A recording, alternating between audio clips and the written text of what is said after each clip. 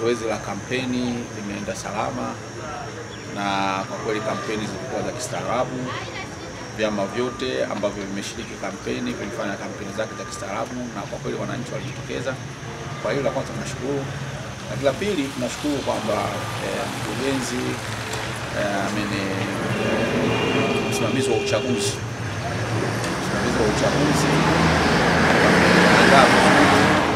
maandalizi ya uchaguzi kwa maana ya vifaa, kwa maana ya vituo. Mpaka leo tarehe 28 hatujapata taarifa yoyote kwamba tuna mapungufu yoyote katika maandalizi ya uchaguzi. Semina zilifanyika,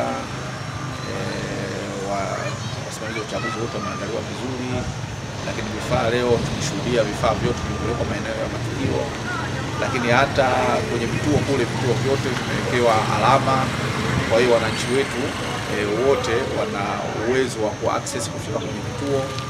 Kwa kweli tunashukuru, maandalizi yako vizuri sana, lakini na sisi kama raia ndio wapiga kura. Nikianza na mimi binafsi, kesho nitatoka mapema kwenda kupiga kura, na wananchi wetu tunawahakikishia watoke wakapige kura.